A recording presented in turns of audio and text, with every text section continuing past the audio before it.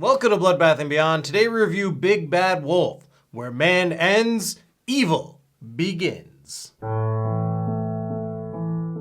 Written and directed by Lance W. Dreesen, starring Trevor Duke-Moretz, Kimberly J. Brown, Richard Tyson, Sarah Aldrich, and Christopher Shire. After Derek and his friends are attacked by a werewolf at a cottage, he starts to believe that his stepfather is in fact this werewolf, and him and his friend Sam need to find proof and try to expose him. This is a recommendation from Mr. Awesome over on our Patreon. It's a weird werewolf movie. I didn't know what to expect. And we're definitely talking spoilers in this one because I think that's for the best. So what do we like? I was surprised that this film had good kills. I wasn't expecting two things, nudity and good kills, yet we ended up with both. This definitely has more elements of a slasher at points, but it's also more of like a Nancy Drew Hardy Boys investigation type film with some comedic moments which aren't meant to be comedic. I feel like this isn't a horror comedy in the slightest, but there are moments, specifically nearly right at the beginning, where he talks. Oh,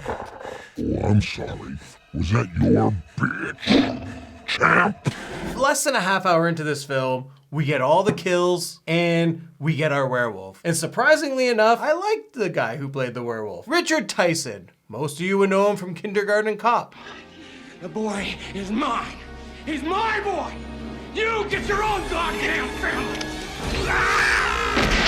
I think what was weird is the fact that he sounded almost like a Freddy Krueger when he was in werewolf form. And I'll huff, and I'll puff, and I'll rip your guts out! But like I said about the comedy, I like that it wasn't supposed to be a comedy, but it was funny. Probably the funniest thing ever was when they're creeping around and they're trying to collect evidence for forensic reasons to find out if this guy's a werewolf or not. I mean, it's fairly evident that it's the fucking werewolf.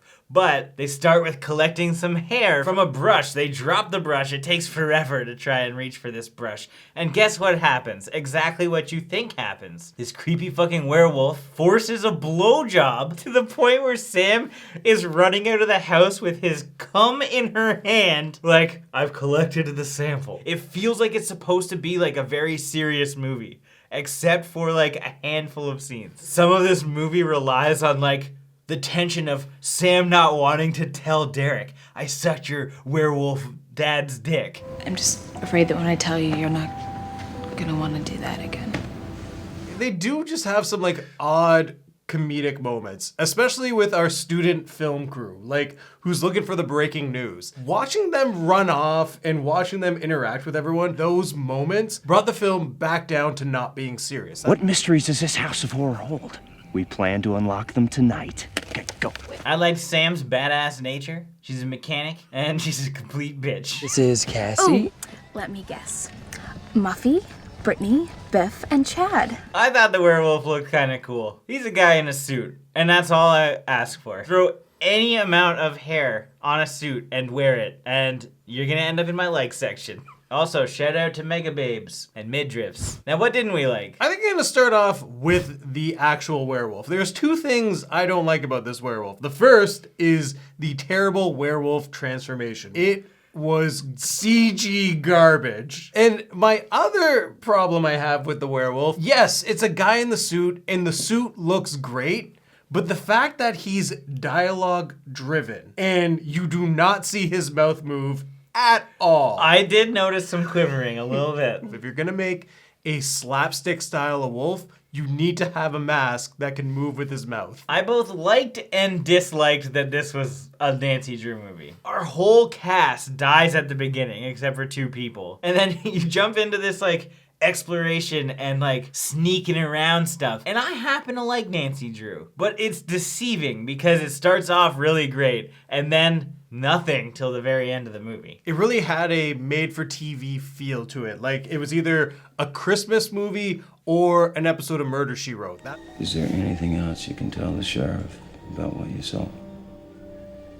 the music, how the characters interacted with each other, even like the plot points, just how the story developed. It definitely felt like Jessica Fletcher was about to walk in and solve the mystery for us. She wouldn't do it the way Sam did. Not give a little massage on a weight machine? There's no axe wound, so he mustn't be the werewolf. But I'll suck his dick and get real clues. Hey, how was your workout? It was a great workout. Especially the erotic rub down I got from Derek's slutty little girlfriend. And you know what? Derek is a dick. She gave so much up, and he did not appreciate her for that. But wouldn't it be weird if he wasn't a werewolf? And it's just like, oh, I sucked your stepdad's dick.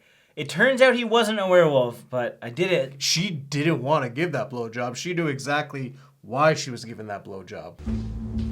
Got the sample, gotta go.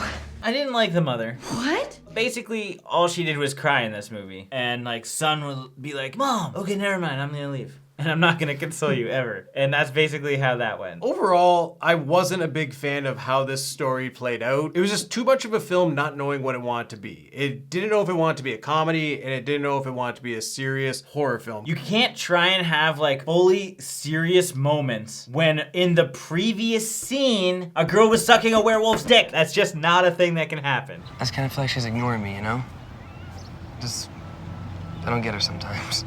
You had hair in a bag. You didn't need to suck that dick. Just because you drop the fucking brush that has the rest of the hair doesn't mean you don't have hair in the bag. She didn't drop the bag of hair.